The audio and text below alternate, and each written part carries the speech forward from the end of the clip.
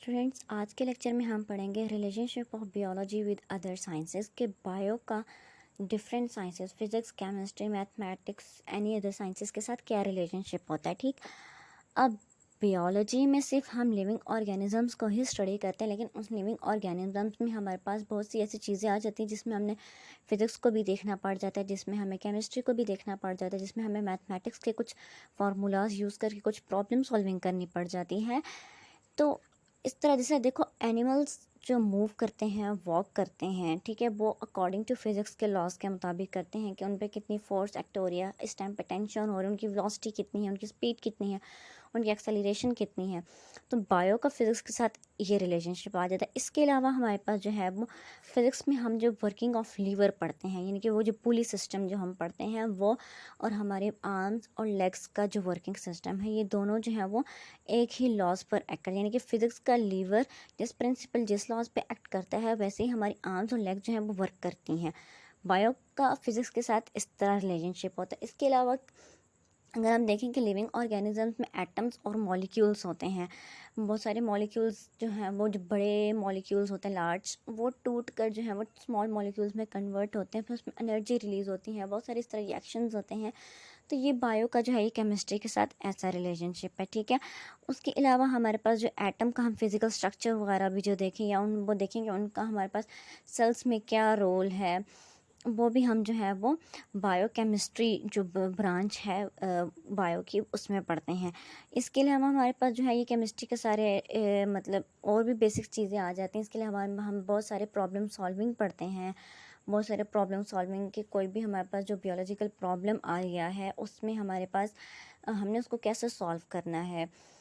कि हम अगर ये कहें कि हमारे पास इतने पेशेंट्स हैं, हेल्दी पेशेंट, और इतने हमारे पास नॉर्मल पेशेंट्स हैं, उसके हम एवरेज रेशियो निकाल कर हम ये लाइक दिस कि अगर हम आजकल में कोविड की सिचुएशन देखें कि हमारे पास जो है वो इतनी रेशियो आती है कोविड पेशेंट्स की, इतनी हमारे पास नॉर्मल पेशेंट्स की आती है। तो यानी कि जो हम रेशियोज़ निकालते हैं, यानी कि जो हम मैथमेटिकल कैलकुलेशंस करते हैं, ये हम बायो के मैथमेटिक्स दोनों को लेके चलते हैं, ठीक है। अब फर्स्ट जो हमारे पास है वो है बायोफिजिक्स, कि biological organism work on the principles of physics, movement of muscles and bones. The study of biological phenomena on the principles and laws of physics is called biophysics. यानी कि जो फिजिक्स के प्रिंसिपल्स हैं कि हमारी muscles की जो movement होती है, बोन्स की जो मूवमेंट होती है, और हम जो फिज़िक्स के जो लॉज वगैरह जो हम स्टडी करते हैं, वो सारे हम बायोफिजिक्स में स्टडी करते हैं। कि अभी मैंने जैसे आपको बताया था कि लीवर, ठीक है, यानी कि हमारी बॉडी में जिससे ये लीवर या पुली जो एक्ट करते हैं, हमारी आर्म की अपवर्ड डाउनवर्ड मूवमेंट होती है, अपवर्ड फोर्स लगती है, डाउनवर्ड फोर्स लगती है। इसी तरह हमारे लेग की जो है वो भी अपवर्ड फोर्स होती है, डाउनवर्ड जो है, जिस तरह हम बैलेंसिंग जो होते हैं, ठीक है। यानी कि हम जो फिज़िक्स में पढ़ते हैं कि हम इतनी फोर्स यहाँ लगाएंगे तो इतनी फोर्स यहाँ लगेगी, तो हमारे पास ये चीज़ बैलेंस आ जाएगी। तो इसी तरह हमारी बॉडी में भी हम अगर इतनी फोर्स आर्म पे लगाएं तो हमारी आर्म जो है वो बैलेंस रहेगी। तो ये जो है ये हम बायोफिज़िक्स में हम ये सारे लॉज वगैरह जो स्टडी करते हैं। इसके अलावा हमारे पास बहुत सी और भी चीज़ें आ जाती हैं, किडनी डायलिसिस आ जाता है, डीएनए स्ट्रक्चर आ जाता है, ब्रेन स्ट्रक्चर, फंक्शंस वगैरह सारे आ जाते हैं, ठीक है। इसके अलावा और भी हमारे पास बहुत सारे लॉज और बहुत सारी जो है वो फिज़िक्स में चीज़ें आ जाते हैं। फिज़िक्स के अकॉर्डिंगली बॉडी के हम बहुत ज़्यादा और भी बहुत सारे ऐसे फंक्शंस हैं जो अकॉर्डिंग टू फिज़िक्स होते हैं। नेक्स्ट जो है वो है biochemistry. Bio, it deals with the study of chemistry of different compounds and processes occurring in living organisms। यानी कि हम डिफरेंट केमिकल्स कंपाउंड की हम केमिस्ट्री पढ़ते हैं कि अगर फॉर एग्जांपल इतना हमारे पास कंपाउंड जब वो लिविंग ऑर्गेनिज्म में होगा, तो उससे जो है वो हमारे लिविंग ऑर्गेनिज्म में क्या इफ़ेक्ट पड़ेगा। ज़्यादा क्वांटिटी में अगर हम कोई चीज़ ले रहे हैं तो उसका हमारी लिविंग ऑर्गेनिज्म में क्या इफ़ेक्ट पड़ेगा, और कोई चीज़ हम थोड़ी क्वांटिटी में ले रहे हैं तो उसमें उसका क्या इफ़ेक्ट पड़ेगा। For example metabolism of photosynthesis और रिस्पायरेशन, ठीक है। यानी कि ये दोनों हमारे पास जो है वो प्लांट्स में होते हैं, ठीक है। यानी कि फोटोसिंथेसिस का जो प्रोसेस होता है वो भी प्लांट्स में होता है, in the presence of sunlight होता है। उसमें हमारे पास एटीपी बनती है, NADPH जो है वो बनते हैं, फिर वाटर बनता है, ये सारे प्रोसेस होते हैं। इसी तरह जो है वो रिस्पायरेशन के प्रोसेस में हमारे पास कैल्विन साइकिल आ जाता है, क्रेब्स साइकिल आ जाता है, इसमें हमारे पास ATP बनती है, NADPH एनर्जीज़ वगैरह बनती हैं। तो ये सब हम बायोकेमिस्ट्री में ही स्टडी करते हैं। नेक्स्ट जो है वो हमारे पास है बायोमैथमेटिक्स या biometry. It deals with the study of biological problems using mathematical technique and tools. यानी कि मैथमेटिक्स यानी कि मैथ्स की कैलकुलेशंस को, फार्मूलाज को, उनके एक्सप्रेशंस को लेकर हम जो कोई भी बियोलॉजिकल प्रॉब्लम सॉल्व करते हैं, ठीक है। फॉर एग्जांपल ये कि हमारे पास हमने कोई भी डाटा गैदर कलेक्ट किया है, फिर हमने बियोलॉजिस्ट में उसमें मैथमेटिक्स के बहुत ज़्यादा रूल्स अप्लाई किए, ठीक है। अभी आगे नेक्स्ट एग्जांपल आएगी, उससे आपको ज़्यादा अच्छा समझ आ जाएगा कि फॉर एग्ज़ाम्पल हमारे पास अगर हो कि अगर हम लेते हैं फॉर एग्ज़ाम्पल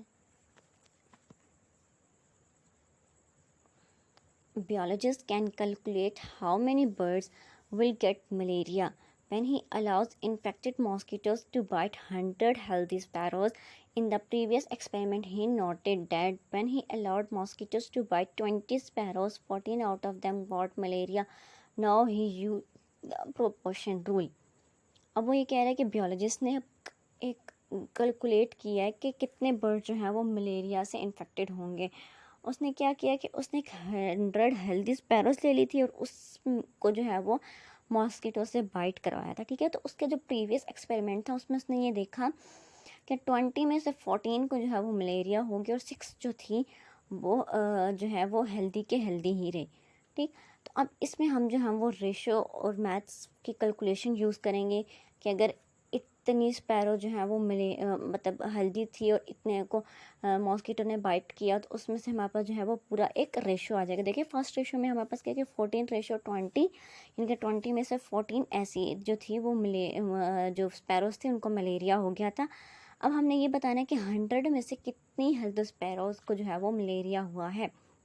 तो मैथ का प्रोपोर्शनल रूल है। अगर आप मैथ्स में इंटरेस्टेड हैं, मैथ्स आपका फेवरेट सब्जेक्ट है, तो ये आपको ज़्यादा अच्छा समझ आ जाएगा कि एक्स को सबसे पहले हम 100, रेशो का क्या मतलब होता है कि हम डिवाइड कर रहे हैं, प्रोपोर्शन होते हैं = 14/20, एक्स इधर ही रहेगा, 100 उधर जाके मल्टीप्लाई हो जाएगा। ये हम कैलकुलेट जब करेंगे तो ये हमारे पास जो है वो 70 आंसर आ जाएगा। तो इट्स मीन कि 70 आउट ऑफ 100 स्पैरो जो थी उनको जो है वो मलेरिया हुआ था।